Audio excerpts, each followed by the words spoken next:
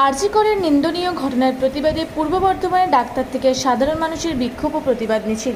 গত 9ই আগস্ট কলকাতা আরজি কর মেডিকেল কলেজে ঘটে যাওয়া মর্মান্তিক ঘটনার প্রতিবাদে নগর, শহর, গ্রাম, রাজ্য এমনকি দেশের বাইরেও প্রতিবাদের ঝড় উঠেছে। এই ঘটনার প্রতিবাদ জানাতে আজ বুধবার রাত 8টা থেকে 9টা বর্ধমান শহরের রাজপথে বিভিন্ন সংগঠন এবং জেলার নাগরিকরা একত্রিত হয়ে পথে নামলেন। প্রতিবাদীরা দাবি করছেন আসল দোষীদের শাস্তি দিতে হবে এবং তাদের মুখোশের আড়ালে লুকিয়ে রাখা উচিত নয়। তারা অভিযোগ করছেন যে মুখ্যমন্ত্রী দোষীদের আড়াল করছেন। প্রতিবাদী মহিলারা দাবি করছেন যতক্ষণ না পর্যন্ত দোষীরা শাস্তি পায় ততক্ষণ পর্যন্ত এই প্রতিবাদ চলবে।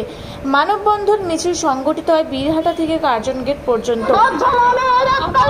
ক্লক টাওয়ার থেকে শুরু করে মার্কাস পর্যন্ত যাব, ওখান থেকে ইউটার্ন নিয়ে আমরা আবার কার্জন গেটে এসে মানববন্ধন এবং বর্ধমান ডক্টরস অ্যাসোসিয়েশন ওইখানে একটা পথনাটিকা করবে।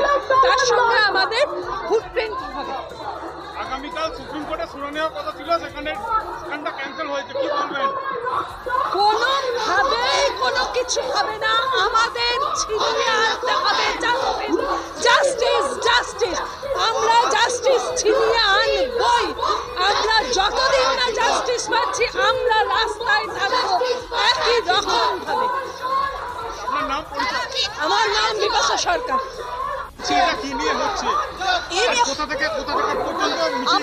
বর্ধমান ক্লক টাওয়ার থেকে শুরু করে আমরা হাঁটতে শুরু করেছি, এখন পার্কাস রোডে এসে আমাদের মিছিল সমাপ্ত হবে। তারপর আমরা বিভিন্ন অনুষ্ঠান করব, সেটা আপনারা থাকুন সঙ্গে দেখতে পাবেন। আমাদের সাথে আছে বর্ধমানের বিভিন্ন মেডিকেল কলেজের ডাক্তাররা আছে এবং সাধারণ জনসাধারণরা আমরা আছে। আমরা এই শেষ না দেখে ছাড়ছি না। এখন সবেমাত্র একটা চুনোপুটি ধরা পড়েছে, আমরা তাকে থামছি না। যতদিন না সবাই ধরা পড়ছে আমাদের এই লড়াই চলবে। আমরা রাত জাগবো। আমাদের কাছে পুজো নেই, আমার বোন মারা গেছে, আমাদের এখন অসহ্য চলছে, আমাদের এবার পুজো বন্ধ। ধন্যবাদ। আমার নাম দেবলীনা ব্যানার্জি। বিরাটা ক্লক টাওয়ার থেকে পার্কাস রোড গোনা যাবে না, অগন্তি সব মানুষ আছে, ছেলে পুরুষ নারী, মধ্যবয়স্ক মাঝ বয়সী ছোট বড় সবাই আছে।